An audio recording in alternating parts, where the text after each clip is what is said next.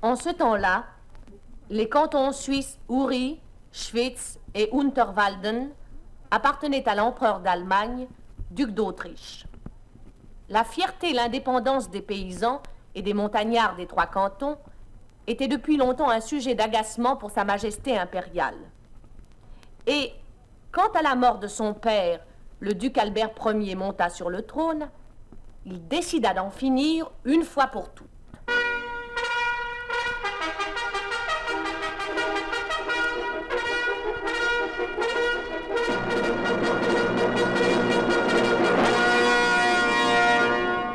Quelle nouvelle m'apportes-tu de Suisse, Ulrich? Le peuple reconnaît son attachement à l'Empire d'Allemagne, Majesté. Mais il refuse le gouvernement que vous lui offrez. Ces paysans sont bien orgueilleux. Votre père, l'empereur Rodolphe, leur a signé une charte, leur accordant le privilège de se gouverner eux-mêmes. Et alors? La charte dit: dans les cantons suisses, le pouvoir impérial ne sera jamais représenté par un bailli venu de l'étranger, mais par un chef élu parmi la population. Les temps ont changé. Je veux m'occuper personnellement de la Suisse. J'y enverrai des baillis inflexibles pour imposer ma volonté. Et si le peuple se rebelle, je le briserai.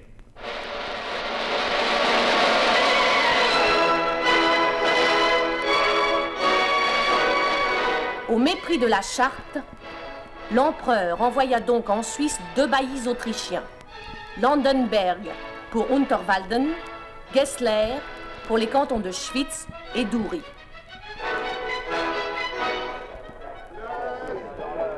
Place à Monseigneur Gessler. Place au bailli impérial d'Uri et de Schwyz. Place. Regarde ces maisons, Frieshardt. Ne sont-elles pas trop belles pour ces paysans insolents? Une botte de foin dans une étable leur conviendrait bien mieux, monseigneur. Hé l'homme! Comment t'appelles-tu? Werner Stoffarer, monseigneur. À qui appartient cette maison neuve?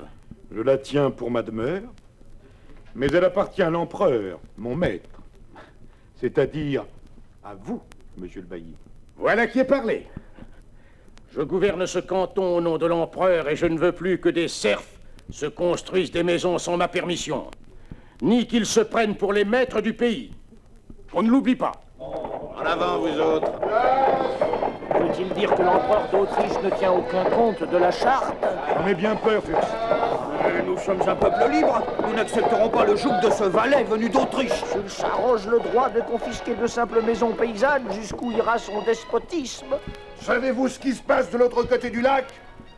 Landenberg, le nouveau bailli d'Unterwalden, a fait pendre de paysans sous prétexte qu'il ne l'avait pas salué assez respectueusement. Juste ciel, quand viendra celui qui délivrera le pays? Prenons patience. L'empereur d'Autriche n'est pas immortel. Attendons et prions Dieu. À Unterwalden, le bailli se trouvait logé trop modestement. Son premier acte de gouvernement fut donc de se faire construire un nouveau château à la mesure de sa gloire. Amenez ces moellons par ici. Oui, chef. Montez les ardoises. Dépêchez-vous, feignants. Quand le bailli d'Unterwalden arrivera, je veux qu'il soit content des travaux. Oh, nous ne sommes pas des maçons, nous sommes des laboureurs. Des paysans et tout juste bons à traire les vaches. Mais je vous apprendrai à travailler, moi. Quand ce château de malheur sera terminé, je jetterai ma truelle au fond du lac. Bonjour les amis. Bonjour, Arnold. T'as rien à faire ici, toi. Allez, va-t'en. Je voulais simplement savoir à qui est destiné ce magnifique château. À sa seigneurie Landenberg, bailli d'Unterwalden. Ha ha! Ce pan d'Autriche. Ce pan d'Autriche. Tu oses ridiculiser sa seigneurie. Voilà des paroles qui te coûteront cher. Le soir même, en effet, la menace allait se réaliser. Arnold, aidé de son vieux père, Henri Melchthal, achevait de labourer son champ.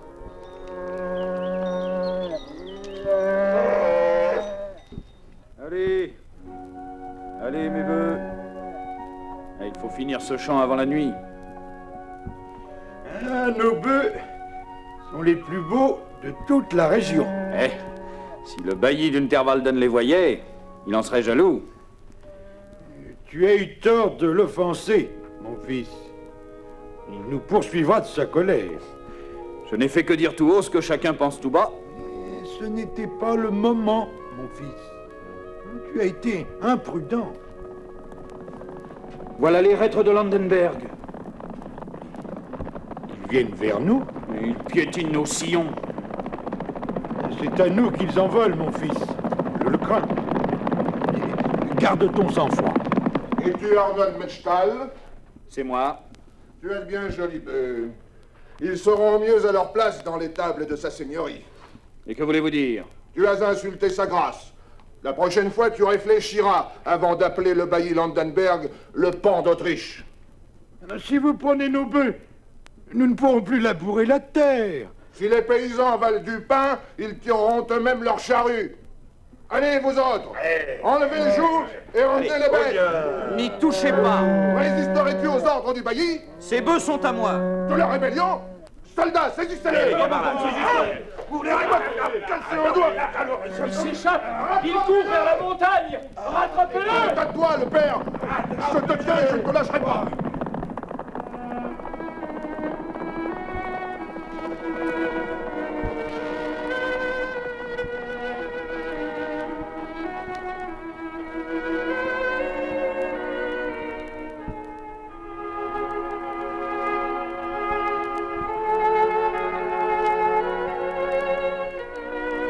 Arnold resta introuvable.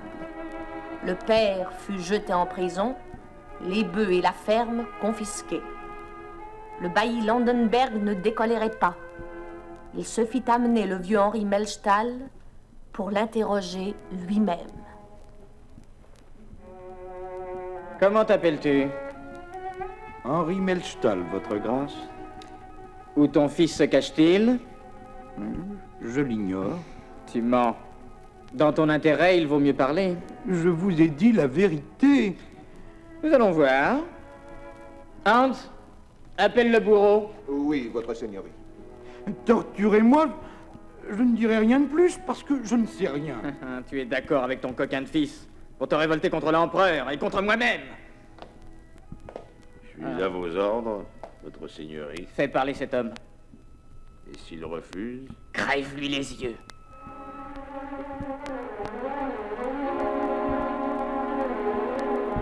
Arnold s'était réfugié à Schwytz, chez le vieux Fürst, partisan de la rébellion ouverte, alors que son ami Stauffacher, lui, préconisait la patience et la modération. Aveugle. Ils ont rendu mon père aveugle. Allons, remettez-vous, Arnold. Je le vengerai. J'irai trouver le bailli dans son château de Zarnen en plein jour. Et je le tuerai au milieu de ses gardes. Vous êtes proscrit.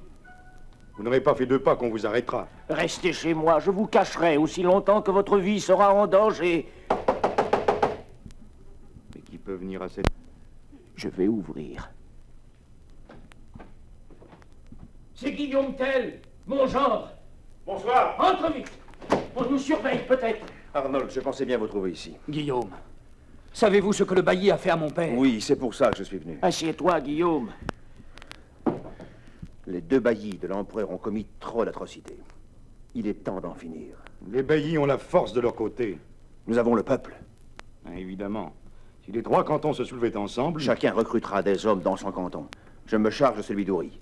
J'y ai beaucoup d'amis prêts à donner leur sang et leur vie pour reconquérir nos anciennes libertés. Je peux convaincre les hommes de Schwytz de se joindre à nous. Ceux du canton d'Unterwalden vous suivront. Je m'en occuperai. Je ne vous laisserai pas partir, Arnold. Je suis responsable de votre sécurité. Je ne risque rien. Je connais tous les sentiers secrets de la montagne. Et je veux venger mon père. Où pourrons-nous nous réunir sans donner l'éveil? Vous connaissez le Grutli? Mais cette prairie cachée dans les bois près du lac. Oui. Que chacun s'y rende avec les hommes qu'il aura recrutés. Nous y tiendrons conseil et Dieu nous inspirera. Stauffacher était loyal et prudent. Arnold était téméraire, mais éloquent et adroit. Guillaume Tell était l'homme le plus populaire de son canton. À la date choisie par lui, les conjurés des 3 cantons se rassemblèrent en pleine nuit sur le Grutli pour préparer la libération de leur patrie du joug des baillis impériaux.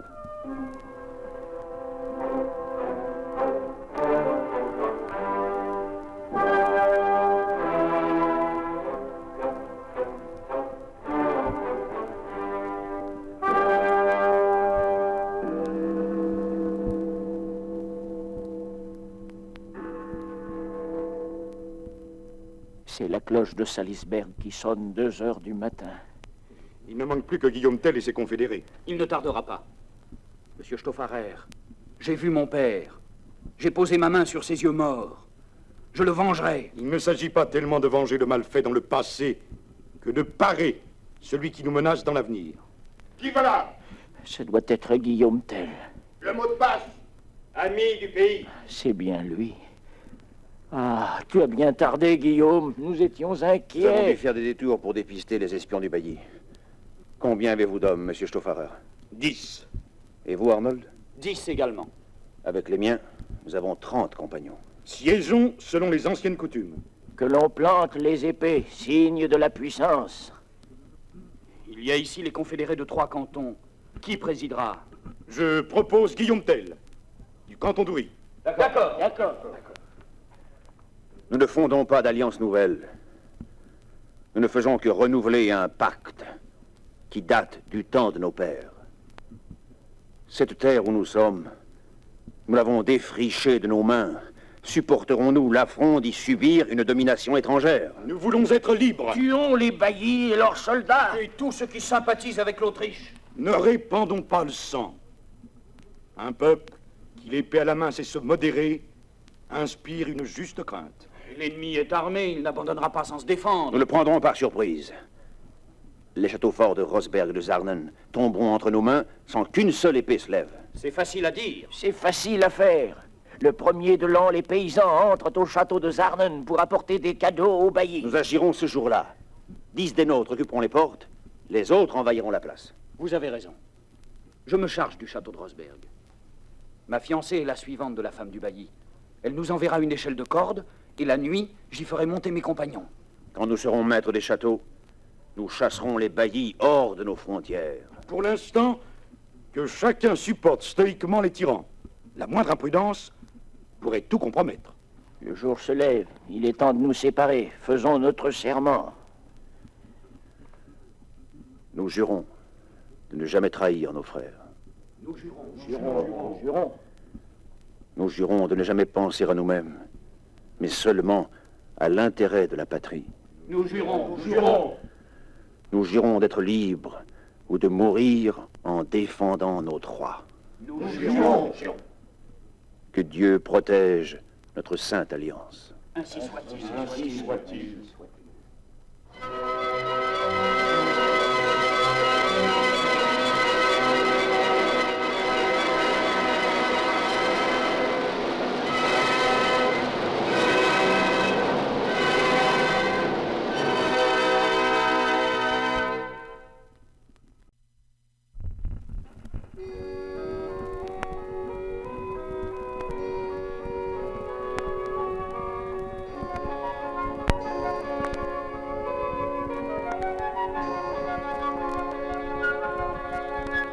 Le secret du Grutli fut bien gardé. Et Landenberg, ni leurs soldats, n'avaient le moindre soupçon de ce qui se préparait. Je ne comprends rien à ces paysans suisses. On les accable d'impôts, on les dépouille de leurs biens, on les pend, et personne ne se rebelle. C'est que nous n'employons pas les bons moyens. Que peut-on faire de plus? Les brûler vifs? Les faire écorcher? Ou leur crever les yeux, Landenberg. Vous voulez parler du vieux Melchtal? Même cela, ils l'ont accepté sans rien dire. Les ordres de l'empereur sont formels. Provoquer par des persécutions une révolte qui lui servira de prétexte pour envahir le pays. Comment les amener là? En les humiliant, peut-être. J'ai pensé à une chose qui pourrait donner de bons résultats.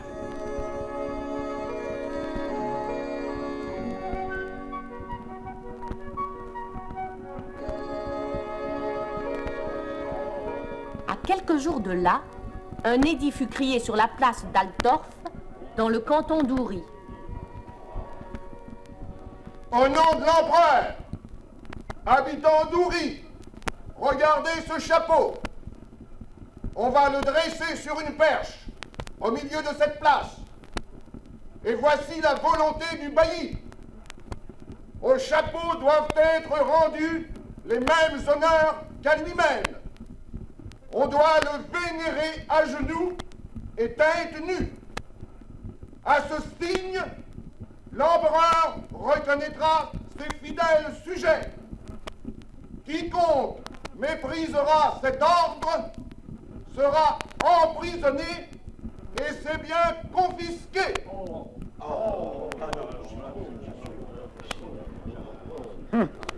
Encore une nouvelle invention du bailli. Vouloir nous faire plier le genou devant ce chapeau autrichien. Hein, c'est un piège. Aucun homme d'honneur n'acceptera cette honte. Éloignons-nous. Le vieux fürst savait que son gendre Guillaume était un homme d'honneur. Et ce qu'il craignait arriva.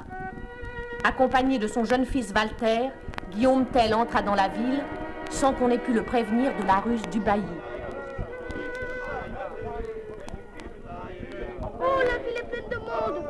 Pourquoi n'y a-t-il personne au milieu de la place? Oui, c'est curieux, en effet, Walter. Oh, voilà grand-père. Attends, dépêchons-nous, Walter, il nous attend. Père, regarde près du pommier. Il y a un chapeau planté au bout d'une perche. Et qui nous importe le chapeau? Viens. Pourquoi m'arrêtez-vous?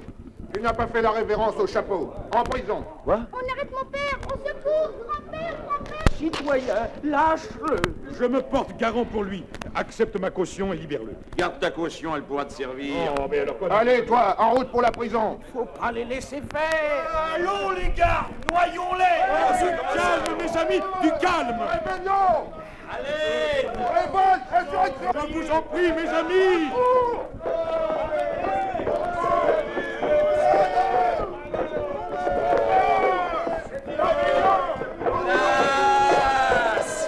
Place au bailli! Place au bailli! On disperse cette racaille. Allez, éloignez-vous! Éloignez-vous, reculez! Là.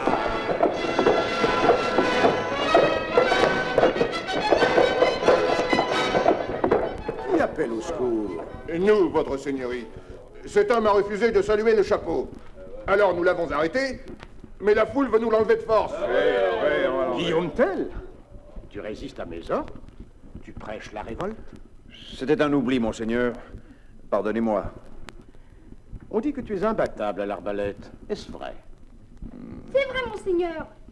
À 100 pas, mon père peut abattre une pomme sur un arbre. Bien. Qu'on m'apporte une pomme. Puisque tu es si adroit, Guillaume Tell, tu abattras une pomme sur la tête de ton fils, à 100 pas. Je pourrais le tuer, votre grâce.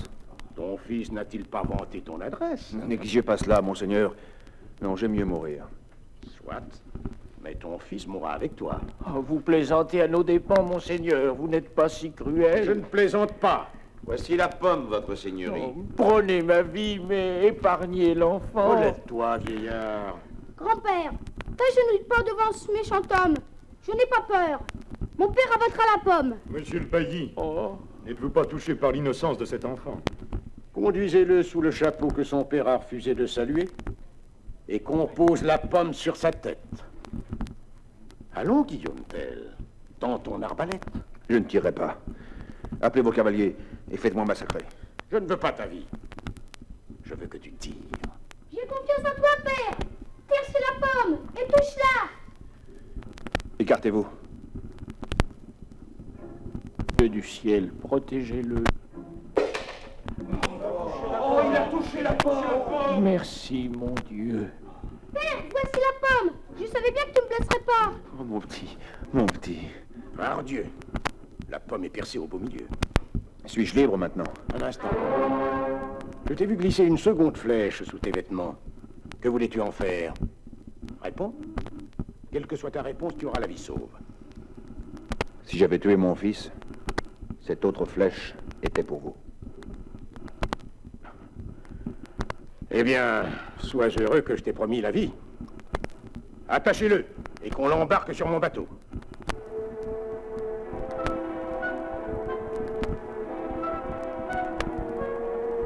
Pendant que le bateau de Gessler emmenait Guillaume Tell vers le château de Rosberg, une terrible tempête s'éleva sur le lac, au grand effroi des marins.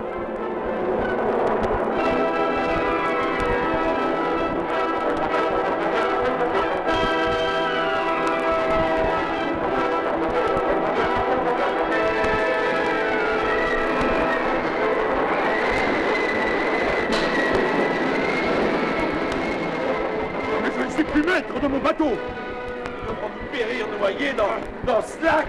Non mais fais quelque chose. Eh, je ne peux plus rien faire. Mais laisse ta place à Guillaume Tell. C'est aussi bien piloter un bateau que manier l'arbalète. Guillaume Tell, pourrais-tu nous tirer de là? Je le pourrais. On le détache. Je te préviens que tu n'es pas libre. Même si tu sauves le bateau, n'espère aucune clémence. Faites-moi place au gouvernail. Tirons sur les avirons. Souquet, ferme. Il faut atteindre le rocher plat, où nous accosterons. Alors le plus dur est fait. Encore quelques coups d'aviron. Je vais agripper le rocher. Que fait-il? Mais il prend son arbalète. Il se sauve. Arrêtez-le. Laissez-vous tous vous noyer. Oh, le bateau est repris dans la tempête. Donnez-le.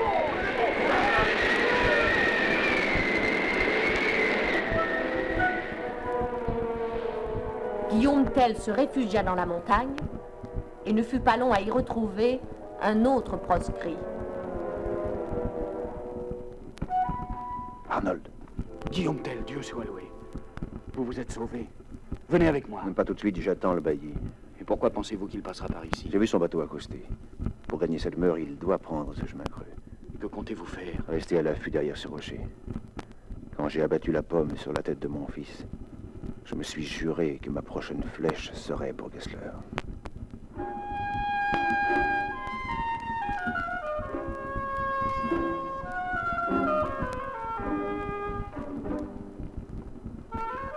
Gessler, lui aussi, en faisait une affaire personnelle.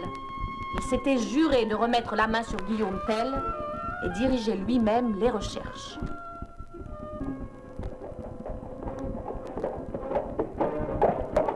La fuite de Guillaume Tell m'inquiète, votre seigneurie. Je crains qu'il ne soulève une révolte. Je la materai. Je ne suis pas ici pour flatter le peuple, mais pour le soumettre. Grâce!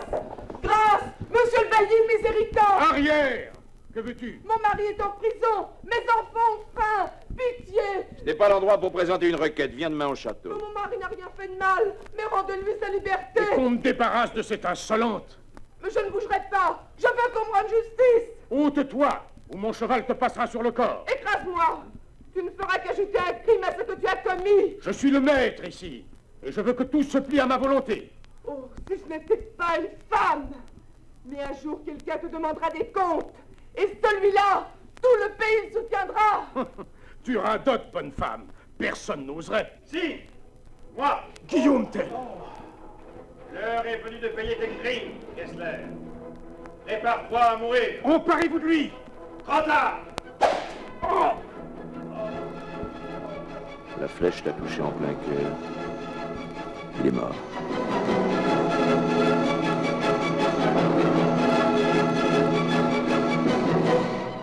Le jour de l'an arriva bientôt. Sous la conduite de Guillaume Tell, les conjurés réalisèrent leur plan point par point. La Suisse était libre.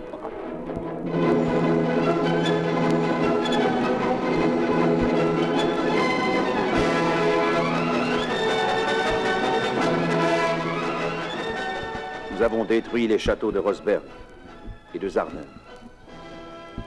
Gessler est mort et le bailli d'Unterwalden s'est réfugié en Autriche. Mon père est vengé. Savez-vous ce que j'apprends? L'empereur d'Autriche vient d'être assassiné. Il y a donc une justice. Et regardez ce que j'ai trouvé. Le chapeau de Gessler. Oh, bonté divine! Mais c'est sous ce chapeau que s'est tenu mon petit-fils. Jetons-le au feu. Non, gardons-le. Il était l'insigne de la tyrannie. Qu'il soit désormais l'emblème de la liberté. Pour moi, Guillaume, l'emblème de la liberté, c'est ton arbalète.